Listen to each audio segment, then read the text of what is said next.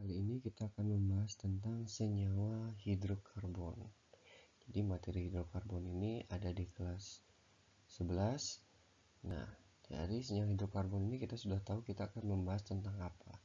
Di hidrokarbon maka hidrogen dan karbon. Jadi ada dua atom yang akan kita bahas di sini. Oke, yang pertama kita harus tahu dulu apa karakteristik atau apa ciri khas dari atom karbon itu. Jadi yang pertama, dia memiliki 4 elektron valensi. Nah, karena memiliki 4 elektron valensi berarti atom karbon itu hanya memiliki 4 tangan. Di atom karbon itu hanya bisa mengikat 4 atom yang lainnya. Tidak bisa 3, tidak bisa lebih dari 4 juga. Artinya tidak boleh kurang dan tidak boleh lebih ya. Jadi harus 4. Kemudian yang kedua, dapat berikatan dengan atom karbon lainnya. Nah, dampaknya apa dari yang kedua ini? Dampaknya adalah atom karbon itu dapat membentuk rantai yang sangat panjang sekali sehingga dapat membentuk senyawa makromolekul. Jadi senyawa yang besar. Contoh senyawa makromolekul itu adalah seperti protein, karbohidrat, lipid atau lemak ya.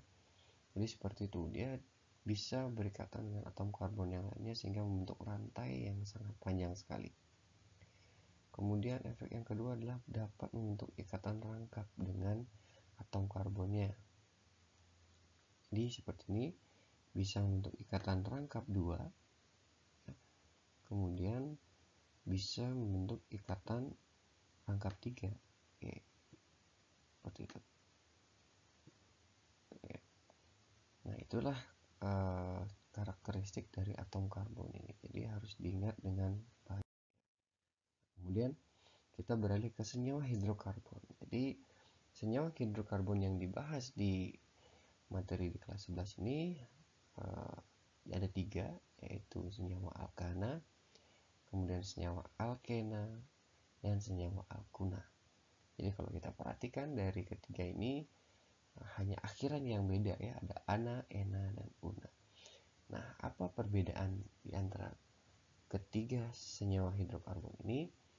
Yang pertama, senyawa alkana itu adalah senyawa hidrokarbon yang jenuh. Ya, karena ikatnya tunggal, dia jenuh, sulit mengalami reaksi adisi atau pemutusan ikatan rangkap gitu istilahnya. Nah, kemudian ini yang perlu diingat bahwa rumus umum dari senyawa alkana itu adalah CnH2n plus 2. Jadi N itu bisa diganti dengan angka 1 sampai seterusnya ya. Jika dia N-nya 1, maka jadinya CH4 jadinya. Seperti itu ya. Nah, kemudian untuk senyawa alkena adalah senyawa hidrokarbon yang jenuh ya. Jadi disebut dengan senyawa hidrokarbon yang jenuh karena ada ikatan rangkapnya. Kemudian rumus umumnya adalah CnH2n tanpa plus 2-nya. Terus dari alkuna dia juga merupakan senyawa tidak jenuh karena ada ikatan rangkapnya. Dan rumus umumnya adalah CnH2n-2. Seperti itu. Ya. Jadi cara mengingatnya adalah kalau dia ikatannya tunggal berarti dia senyawa hidrokarbon jenuh. Kemudian kalau ada ikatan rangkapnya berarti dia senyawa hidrokarbon tidak jenuh. Kemudian kalau dari alkana ke alkuna berarti jumlah atom hidrogennya akan berkurang seperti itu ya. Seperti ini dia di H2n plus 2, di sini H2n saja dan di sini H2n-2. Nah, itu rumus secara umumnya. Oke, misalkan contohnya di sini. CH4. Oke, rumus kimia seperti itu ya. Kemudian kalau C-nya 2 berarti jadinya C2H6. Sorry, kalau N-nya 2 ya, jadi C2H6. Kemudian kalau dia 3 berarti C3H8. Kemudian kalau N-nya 4 berarti C4H10 dan seterusnya. Dan nama-nama inilah yang harus kalian pahami, harus kalian hafalkan ya, minimal sampai C10 ya. Jadi kalau C1 namanya metana, C2 etana, C3 propana, kemudian C4 butana, C5 pentana, C6 ada namanya heksana, kemudian C7 ada heptana, terus kalau C8 ada oktana, C9 ada nonana, dan kalau C-nya 10 adalah dekana. Jadi cukup hafalkan satu deret saja sehingga yang lainnya otomatis akan hafal. Kenapa? Karena tinggal merubah nama belakangnya sesuai dengan dia golongan apa, alkana, alkena, atau alkuna. Seperti ini, kalau C-nya 2 berarti di alkena namanya etena. Kalau C3 berarti namanya propena. Jadi belakangnya diubah menjadi ena dan seterusnya, seperti itu ya. Oke. Dan di alkena itu tidak ada dari C1 karena dia harus ada ikatan rangkapnya, seperti itu ya. Jadi kalau dia sendiri tidak terlihat ya ikatan rangkapnya di mana ya. Nah, kemudian hal yang sama terjadi pada alkuna ya, seperti itu. Kalau C-nya 2 berarti dia jadinya etuna. C3 berarti propuna. Jadi akhirnya diganti dengan una. Jadi dari nama itu perbedaannya ya. Ana, ena, dan una. Oke. Nah, seperti ini. Jadi kalau di alkana ikatannya semuanya tunggal, dia ikatannya tunggal, ini tunggal, dan juga ini tunggal juga. Kalau misalkan dia alkena, jadi pasti ada ikatan rangkap duanya. Terus kalau di alkuna, jadi ada ikatan rangkap 3. Nah, itu perbedaan yang mendasar dari senyawa alkana, alkena, dan alkuna. Nah, sekarang kita fokus ke pembahasan tentang bagaimana tata nama senyawa dari alkana. Oke, jadi yang ikatan tunggal. Nah, misalkan ada senyawa seperti ini. Kalau dia tanpa cabang itu sudah gampang kita memberikan nama ya, seperti tadi. Tinggal hitung jumlah C-nya saja. Nah, seumpama ini tidak ada cabangnya, berarti dia hanya 4 atom karbon yang membentuk rantai lurus tanpa ada cabang, maka namanya tinggal ditambahkan normal di depannya. Jadi normal butana, seperti itu. Atau langsung butana juga tidak masalah. Nah, bagaimana dia kalau ada cabang seperti ini? Jadi ada 3 langkahnya, jadi tidak banyak. Yang pertama, tentukan dulu rantai panjangnya. Nah, di manakah rantai yang paling panjang? Rantai dengan atom C terbanyak. Jadi kita bisa hitung dari ujung sini, atau ujung sini ya. Jadi kalau misalkan dari sini, dari ujung kiri ke ujung kanan, itu jumlahnya adalah 4. Kalau dari ujung kiri ke atas, jumlahnya juga 4. Tapi kalau dari ujung atas ke kanan, jumlahnya 3. Berarti ada 2 opsi di sini yang paling panjang ya. Jadi dari kiri ke kanan, kemudian dari kiri ke ujung atas. Jadi itu boleh yang mana aja digunakan. Oke, seperti ini. Nah, ketika kita sudah tentukan rantai panjangnya, berarti akan ada yang berupa cabang di sana. Nah, ketika rantai panjangnya ini sebagai rantai utama, kemudian ini adalah sebagai cabangnya, CH3-nya, seperti itu ya. Oke, kemudian penomoran rantai. Jadi harus dikasih nomor dia rantai utamanya ya. Jadi rantai utama itu diberi nomor, ujungnya itu nomor 1, maksudnya dimulai dari ujung terdekat cabangnya ya. Jadi kalau ini kita perhatikan, ujung sinilah dia lebih dekat dari cabangnya ketimbang ujung yang sini ya. Nah, jadi ini lebih jauh dia dari cabangnya. Nah, seperti itu. Jadi nomor 1, 2, 3, dan 4. Nah, setelah kita selesai penomoran, maka kita sudah siap untuk memberi nama gitu ya. Jadi penamaannya akan dimulai dari nomor cabangnya. Jadi cabang itu terikat di nomor berapa? Atau kita sebut dengan alkil. Nah, jadi di sini terikat di nomor 2. Oke, kemudian kita lanjutkan dengan nama alkilnya. Terus bagaimana dengan nama alkilnya? Oke. Perbedaan dari kata alkana dengan alkil itu adalah perbedaan akhirannya juga, ana dengan il, sehingga kita tinggal rubah namanya. Kalau dia jadi awalnya C-nya 1 itu adalah metana, berarti di sini jadi metil dia. Nah, kalau C2 itu di alkana adalah etana, berarti C2 di alkil akan jadi etil. Jadi tinggal berubah akhirannya jadi il, seperti itu ya. Kemudian dilanjutkan dengan nama rantai panjangnya atau nama rantai utamanya menggunakan nama alkana. Oke. Nah, sehingga namanya yang ini adalah 2-metilbutana. Oke, salah ini ya, harusnya 2-metil ya. 2-metilbutana. 2 itu kita dapat dari nomor cabangnya, artinya cabangnya terikat di nomor 2. Kemudian nama metil kita dapat dari cabangnya. Oke, karena cabang ini adalah CH3 atau jumlah C-nya 1. Jadi dia metil namanya. Kemudian butana kita dapat dari nama rantai panjangnya atau nama rantai utamanya. Ini jumlah C-nya sebanyak 4. Oke, seperti itu. Jadi cara menentukan namanya tidaklah sulit. Kalian harus hafal seperti tadi kita bilang minimal C1 sampai C10. Jadi dari metana sampai dekana. Nah, kalau yang lainnya ya tinggal ubah akhirannya saja seperti itu ya. Kemudian kita coba di contoh yang lainnya. Nah, seperti ini.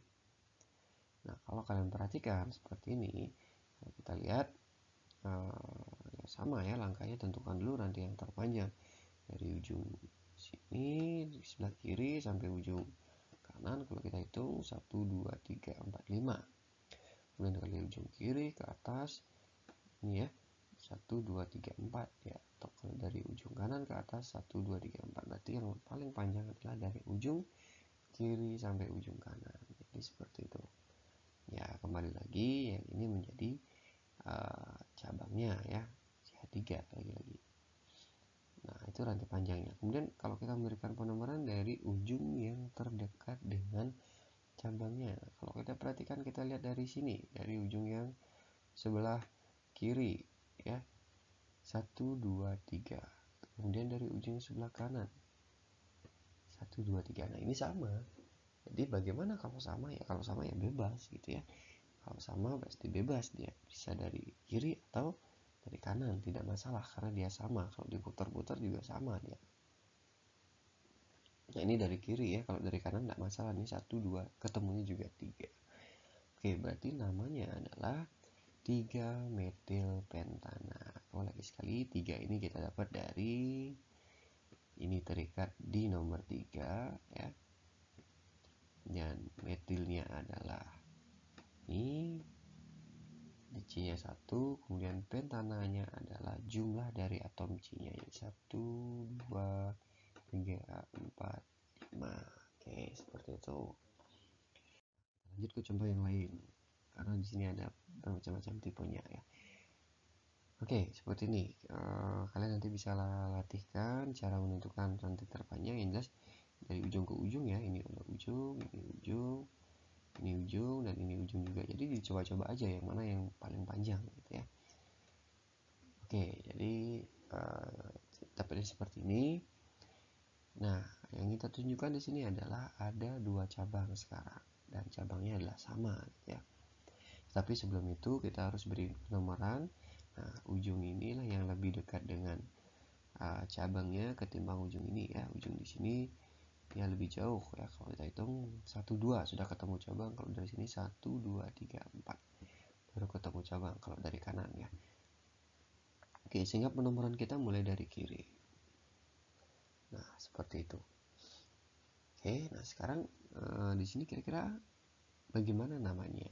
Jadi kan apakah 2 metil, 3 metil heksana? Jadi bukan seperti itu. Nah, di sini karena dia cabangnya sama gitu ya. Jadi ada beberapa ketentuan di sana ketika kalian ketemu cabang atau alkil yang sama gitu ya. Yang pertama di penomoran dapat digabung dan dipisahkan dengan tanda koma ya. Jadi ini salah lagi, ketikannya harusnya tanda koma ya di sini ya. Tanda koma. Nah, seperti ini. Di penulisan digabung. Jadi metil itu atau CH3 itu dia terikat di nomor berapa saja. Jadi digabung dia. Misalkan di nomor 2 dan nomor 3 gitu ya. Jadi 2,3. Kalau misalkan ada lagi di sini di nomor 4, misalkan di sini ada lagi CH3. Ada lagi ya CH3 misalkan. Seperti itu. Oke. Jadi 2,3,4 gitu, seperti itu jadinya dia. Ya, jadi bisa digabung. Kemudian pada nama alkilnya diberi awalan sesuai jumlahnya. Ya, ini jumlahnya kita pakai apa? Kita pakai D ya. Kita pakai D dia. Karena berapa? Karena 2. Jadi kalau 2 dia pakai D, kalau 3 kita pakai tri, kalau 4 pakai tetra, kalau 5 pakai penta, kalau 6 pakai hexa, dan ini akan mengikuti dia. Saya kalau 7 pakai hepta, kalau 8 pakai okta, kalau 9 pakai nona, dan kalau 10 pakai deka. Jadi tidak ada akhiran ananya saja, jadi awalnya saja yang kita pakai. Nah, itu dari nomor 5 dan seterusnya itu kita gunakan sesuai dengan nama dari alkananya, yang berbeda hanya 2 sampai 4. Jadi seperti itu. Nah, ini yang berbeda adalah ketika cabangnya sama. Kemudian kita lanjut saja. Nah, ini contoh yang beda lagi tipenya. Oke. Jadi ada ini ujung, ini ujungnya, ini ujung juga, dan ini ujung juga gitu ya. Jadi tinggal dipilih aja yang mana yang paling panjang gitu ya. Nah, ketemu seperti ini. Kemudian di sini ada cabang yang sama, CH3 dan CH3. Nah, tetapi ada jenis cabang yang berbeda di sini, itu CH2 CH3. Jadi CH2 CH3 itu kalau kita gabung maka jadinya C2H5. Jadi jangan sampai bingung kalau misalkan di sini penulisannya dia menggunakan di sini ya C2H5. Jadi hal itu sama saja. Kalau C2H5 dijabarkan maka dia akan jadi CH2 CH3. Oke, seperti itu. Nah, penomorannya dimulai dari yang paling dekat. Kalau dari sebelah kiri 1 2 3 4. Dari sebelah kanan 1 2 3. Berarti yang lebih tepat adalah dari sebelah kanan. Oke. Seperti itu. Nah, karena dia ada sekarang jenis cabang yang beda, maka karena ada ketentuan tambahan lagi gitu ya.